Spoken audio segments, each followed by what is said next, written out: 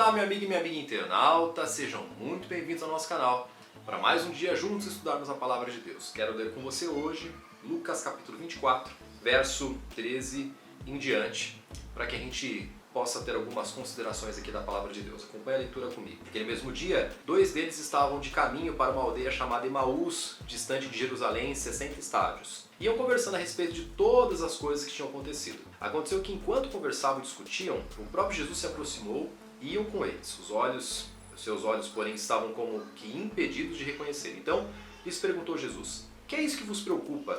E de que ides tratam à medida que caminhais? E eles pararam entristecidos. Um, porém, chamado Cleopas, respondeu dizendo: és o único, porventura, que tendo estado em Jerusalém ignora as ocorrências dos últimos dias? Ele lhes perguntou: quais? Explicaram: que aconteceu a Jesus Nazareno, que era o varão, um profeta, poderoso em obras e palavras, diante de Deus e de todo o povo. E como os principais sacerdotes, nossas autoridades o entregaram para ser condenado à morte e crucificaram. Ora, nós esperávamos que fosse ele quem havia de redimir Israel. Mas depois de tudo isso, é já este o terceiro dia desde que tais coisas aconteceram. É verdade também que algumas mulheres das que convosco estavam nos surpreenderam tendo ido de madrugada ao túmulo e não achando o corpo de Jesus, voltaram dizendo terem tido uma visão de anjos, os quais afirmaram que ele vive. De fato, alguns de nós foram ao sepulcro verificar a exatidão do que as mulheres disseram, mas não o viram. Então lhes disse Jesus: ó nécio e tardos de coração para crerdes tudo o que os profetas disseram. Porventura, não convinha que o Cristo padecesse e entrasse na sua glória? E começando por Moisés, olha que interessante, começando por Moisés,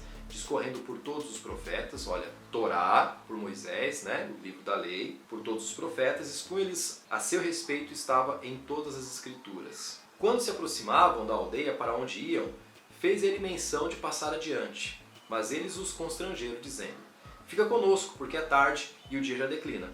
E entrou para ficar com eles. E aconteceu que, quando estavam à mesa, tomando-lhe o pão, mensuou-lhe, tendo partido, então lhes disse, e abriram os olhos e reconheceram.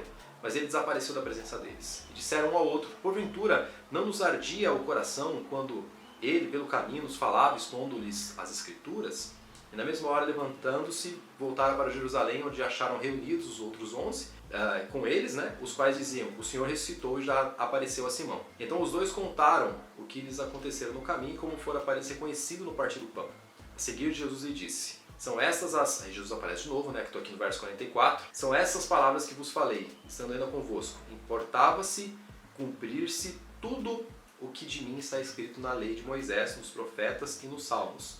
Então lhes abriu o entendimento para compreender as Escrituras. Bom, o que eu quero dizer aqui, que ficou, né, uma leitura grande, é que Jesus usava qual tipo de Bíblia? O Antigo Testamento. Então não vem com aquela história que o Antigo Testamento não serve para nada e que eu não posso tomar o Antigo Testamento como base para a teologia. Porque a Bíblia que Jesus usou e transcorreu para os discípulos depois que ele havia ressuscitado foi o Antigo Testamento. Então, tome cuidado nos seus estudos de entender que o Antigo Testamento é a palavra de Deus e não perdeu a validade depois que Jesus morreu e ressuscitou. Se tivesse perdido a validade, estaríamos escrevendo outras coisas, Jesus falado de outras coisas e não do Antigo Testamento como ele falou. Tá certo? Grande abraço para você, vou ficando por aqui, nos vemos amanhã.